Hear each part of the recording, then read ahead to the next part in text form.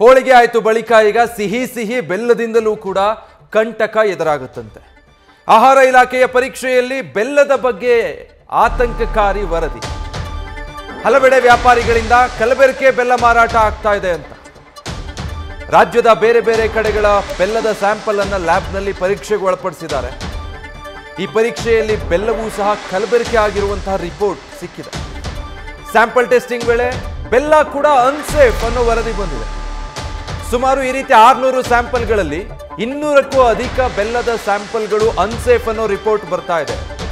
ಸಕ್ಕರೆನೂ danger, ಈಗ ಸಿಹಿ ಬೆಲ್ಲವೂ ಕೂಡ ಅಪಾಯಕಾರಿ. ಹಾಗಿದ್ರೆ ಇನ್ನೇನು ತಿನ್ನೋದಪ್ಪ ಅಂತ ಅನ್ಸ್ಬಿಡುತ್ತೆ. ಒಂದು ಕಡೆ ಕಲಬೆರಕೆಯಿಂದ ಪ್ರಾಬ್ಲಮ್ಮು, ಮತ್ತೊಂದು ಕಡೆ ಅದಕ್ಕೆ ಕಲರ್ಗಳನ್ನು ಆ್ಯಡ್ ಮಾಡ್ತಾರೆ ಅಂತ, ಇಲ್ಲ ಕೆಮಿಕಲ್ಗಳಿರೋ ಕಾರಣ ಡೇಂಜರು ಅಂತ ಸಾಲು ಒಂದಷ್ಟು ಕಾಸ್ಮೆಟಿಕ್ಗಳು, ಅದಾದಮೇಲೆ ಆಹಾರ ಪದಾರ್ಥಗಳು, ಹಣ್ಣುಗಳಿಗೆ ಬಣ್ಣ ಬೆರೆಸ್ತಾರೆ ಅನ್ನೋದನ್ನು ನೋಡ್ತಾ ಇದ್ರಿ. ಈಗ ಬೆಲ್ಲದ ಸರದಿ. ಸುಮಾರು ರಾಜ್ಯದ ಬೇರೆ ಬೇರೆ ಕಡೆಯಿಂದ ಈ ರೀತಿ 600 ಸ್ಯಾಂಪಲ್ಗಳನ್ನು ಆಹಾರ ಇಲಾಖೆ ಲ್ಯಾಬ್ಗೆ ತರಿಸ್ಕೊಂಡು ಅದರ ಸ್ಯಾಂಪಲ್ಗಳನ್ನು ಪರೀಕ್ಷೆಗೆ ಒಳಪಡಿಸಿದ್ದಾರೆ. 600ರ ಪೈಕಿ 200ಕ್ಕೂ ಅಧಿಕ ಸ್ಯಾಂಪಲ್ಗಳಲ್ಲಿ ಕಲಬೆರಕೆ ಇರುವಂಥದ್ದು ಗೊತ್ತಾಗ್ತಾ ಇದೆ. ಬೆಲ್ಲದಿಂದಲೂ ಕೂಡ ಕಂಟಕ. ಹಾಗಿದ್ರೆ ಅತಿಸಾರವಾದಂಥ ಬೇದಿ ಆಗುತ್ತಂತೆ. ಅಂದರೆ ಈ ಕಲಬೆರಕೆ ಬೆಲ್ಲ ಸೇವನೆ ಮಾಡೋದ್ರಿಂದ ಏನೇನಾಗುತ್ತೆ ಅನ್ನೋದನ್ನು ನೋಡ್ತಾ ಹೋಗೋದಾದರೆ ಅತಿಸಾರ ಮತ್ತು ಬೇದಿ ಕಾಣಿಸ್ಕೊಳ್ಳುತ್ತೆ. ಅಂದರೆ ನಿಮಗೆ ಫುಡ್ ಪಾಯ್ಸನ್ ಆದಾಗ ಯಾವ ರೀತಿ ಆಗುತ್ತೆ ಆ ರೀತಿ. ಇನ್ನು ಎರಡನೇದು ಅಜೀರ್ಣ ಸಮಸ್ಯೆ ಉಂಟಾಗುತ್ತೆ ಈ ಕಲಬೆರಕೆ ಬೆಲ್ಲ ತಿಂದರೆ. ಇದು ರಿಪೋರ್ಟಿಂದ ಗೊತ್ತಾಗಿರೋದು.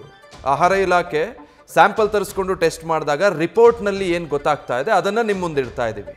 ಅತಿಸಾರ ಬೇದಿ ಆಗುತ್ತೆ, ಅಜೀರ್ಣ ಸಮಸ್ಯೆ ಕಾಣಿಸ್ಕೊಳ್ಳುತ್ತೆ.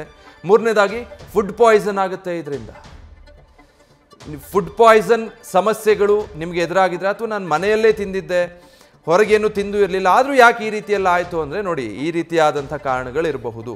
ಕಲಬೆರಕೆ ಬೆಲ್ಲದಿಂದ ಫುಡ್ ಪಾಯ್ಸನ್ ಕೂಡ ಆಗುತ್ತೆ. ಅತಿಯಾದ ಸುಸ್ತು ಕಾಣಿಸ್ಕೊಳ್ಳುತ್ತೆ, ಬಹಳ ಸುಸ್ತು ಅನಿಸುತ್ತೆ ಈ ರೀತಿ ಕಲಬೆರಕೆ ಆಹಾರಗಳನ್ನು ತಿಂದಾಗ. ಮತ್ತು ರಕ್ತದ ಒತ್ತಡ BP ಹೆಚ್ಚಾಗೋ ಸಾಧ್ಯತೆ ಇರುತ್ತಂತೆ. ಇದು ಕಲಬೆರಕೆ ಬೆಲ್ಲದಿಂದ ಉಂಟಾಗ್ತಾ ಇರುವಂಥ ಕಂಟಕಗಳು. ಜೊತೆಗೆ ವಾಂತಿ ಸಮಸ್ಯೆ, ವಾಂತಿ ಆಗುತ್ತೆ, ಬೇದಿ ಆಗುತ್ತೆ, ರಕ್ತದೊತ್ತಡ ಹೆಚ್ಚಾಗುತ್ತೆ, ಫುಡ್ ಪಾಯ್ಸನ್, ಸುಸ್ತು, ಅತಿಸಾರ, ಈ ಸಮಸ್ಯೆಗಳು ಕಲಬೆರಕೆ ಬೆಲ್ಲದಿಂದ ಸೃಷ್ಟಿಯಾಗ್ತಾ ಇದೆ.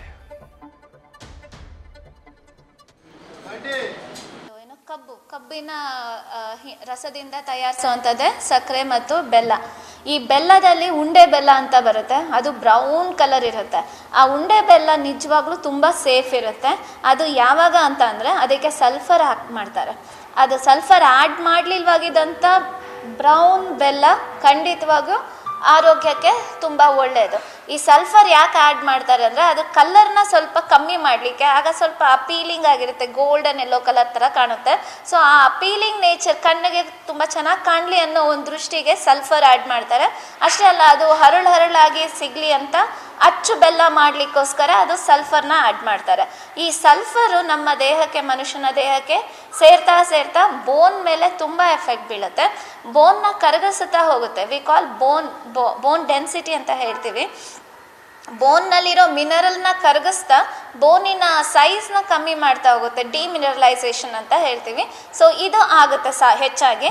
ಅಷ್ಟೇ ಅಲ್ಲ, ಈ ಸಲ್ಫರು ಸ್ವಲ್ಪ ಪ್ರಿಸರ್ವೇಟಿವ್ ಮತ್ತು ಟೇಸ್ಟ್ ಎನ್ಹಾನ್ಸರ್ ಕೂಡ ಹೌದು.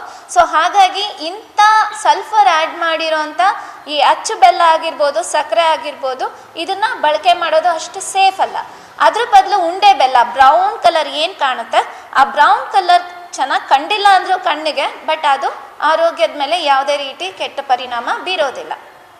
ಈಗ 600 ಸ್ಯಾಂಪಲ್ಸ್ಗಳಲ್ಲಿ ಆಹಾರ ಇಲಾಖೆ ಕಲೆಕ್ಟ್ ಮಾಡಿದಂಥ 600 ಸ್ಯಾಂಪಲ್ಸ್ 200 ಸ್ಯಾಂಪಲ್ಸ್ ಅನ್ಸೇಫ್ ಅಂತ ಹೇಳಿ ಬಂದಿರ್ತಕ್ಕಂಥದ್ದು.